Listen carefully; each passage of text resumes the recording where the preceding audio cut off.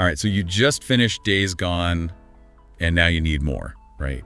More of that open world survival action. Sounds like you came to the right place. We're going to deep dive into games that have that same Days Gone vibe, but with their own spin on survival.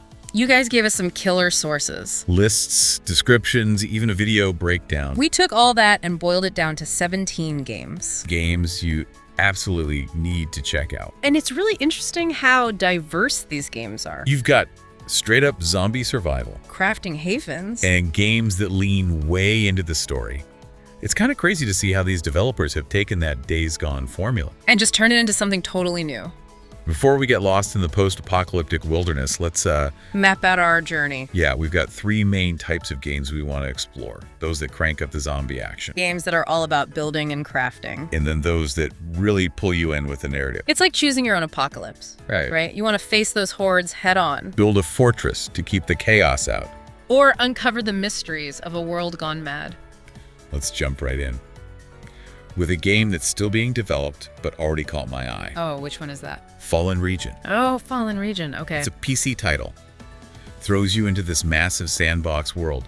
You're not just battling zombies, though. You're also navigating this tricky world of other survivors. Some might be friendly, some, well... not so much. Yeah. This one really amps up that open world freedom that you loved in Days Gone, but it adds a whole new layer of complexity with the social dynamics, right? Imagine Deacon not only having to fight freakers, but also decide who to trust among all the other survivors out there. Could you handle that? I don't know. That's a tough one. Speaking of tough, how about SCUM? This PC game is all about that hardcore survival realism. And we're not just talking about hunger and thirst here. We're talking about you're managing your character's metabolism. Whoa, metabolism, okay. You're making sure that they're getting the right vitamins. Even dealing with, well, let's just say bathroom breaks. It's a bit more, well, graphic than Days Gone, but it really pushes the boundaries of what it means to survive. It's like, can you handle not only the threats out there, but like the very basic needs of your own body when everything has gone haywire? Definitely not for the faint of heart. No. Now, for something completely different, let's check out State of Decay, Year 1 Survival Edition, or YOSE for short.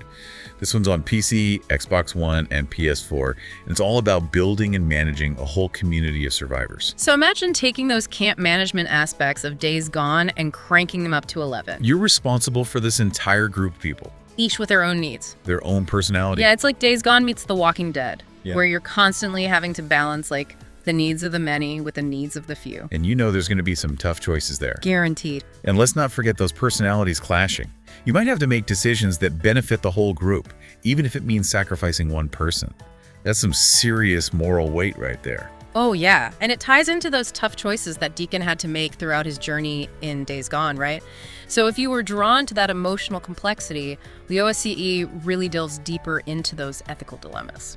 All right, switching gears a bit. We got How to Survive, third person. How to Survive. Available on a bunch of platforms, PC, PS3, Xbox 360, even the Wii U. It takes a more classic approach. You're focusing on crafting, resource management, and exploring this zombie-infested archipelago. It's a great example of taking those core survival mechanics and just giving them a slightly different flavor. You know, Days Gone had that open world action focus, but How to Survive really makes you think about every single resource, every bullet, every bandage. Exactly. It's all about scavenging, figuring out how to combine those random scraps that you find into something useful. It's like becoming the ultimate post-apocalyptic MacGyver. And that feeling of constantly being on edge, never knowing if you have enough to make it through, that's something that definitely resonates with the Days Gone experience. Do you remember those early hours when you were just starting out and every encounter felt like a gamble? Oh, absolutely. Yeah. Now, you ready for something a little spookier? Oh, lay it on me. Let's talk about Mist Survival, a PC game that drops you into this world that is shrouded in, well... Mist. Mist, yeah. And this mist isn't just for atmosphere. It hides these creatures that only come out at night. So imagine Deacon's constant vigilance, but amplified by the fact that you can barely see what's lurking in the shadows. Oh man, I know, right?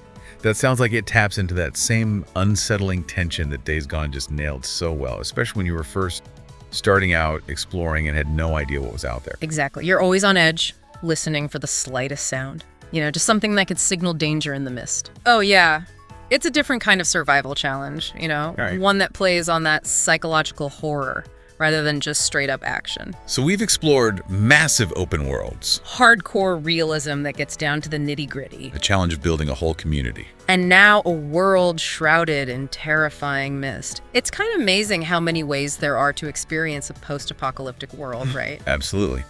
And we're just getting started.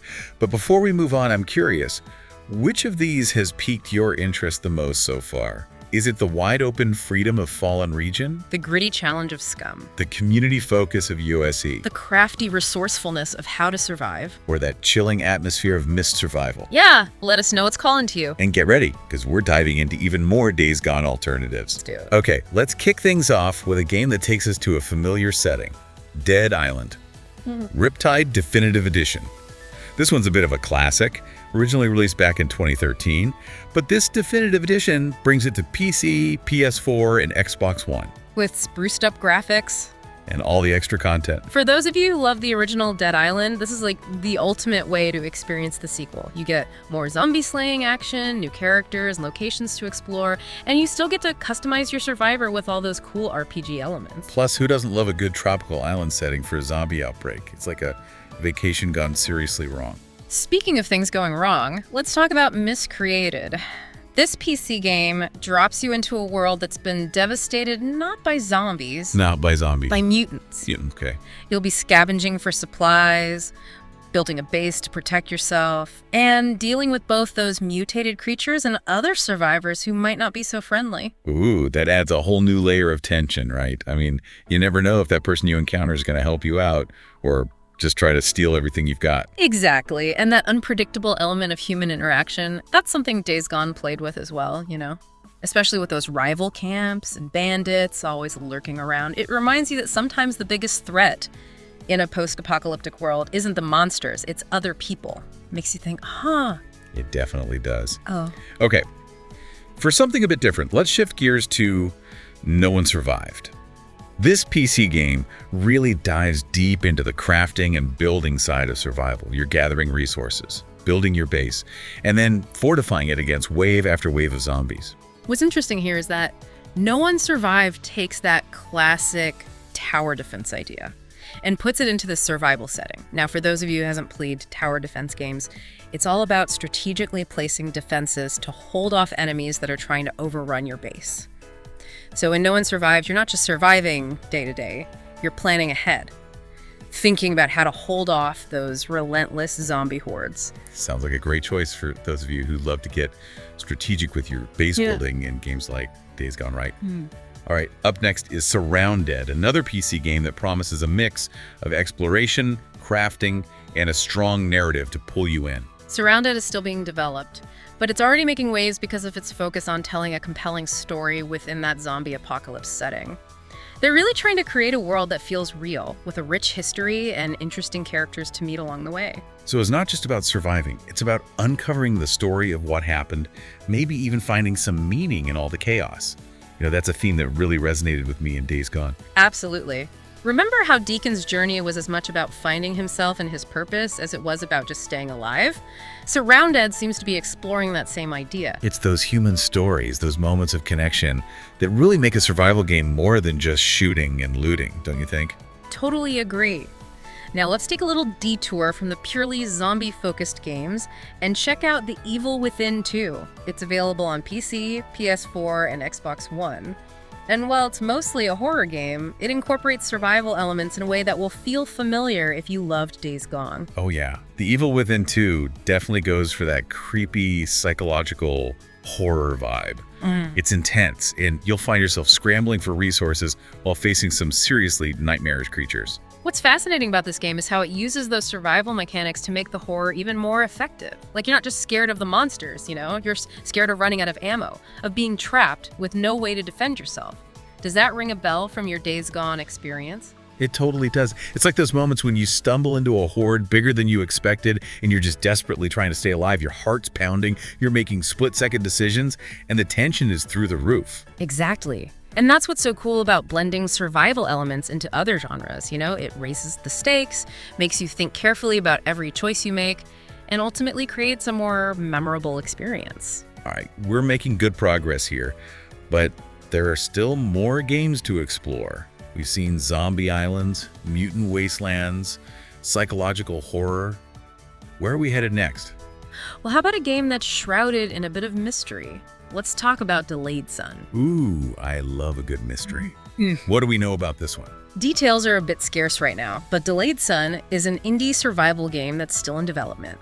It's set in a post-apocalyptic world, and from what we've gathered, it's all about scavenging, crafting, and building up your defenses against.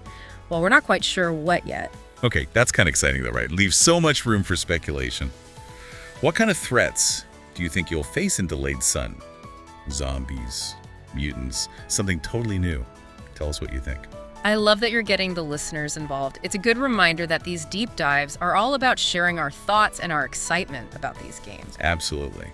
Okay, enough teasing about mysteries. Let's move on to a game with a bit more information available. Scourges. Prologue. This is a PC title that really leans into the narrative-driven survival horror.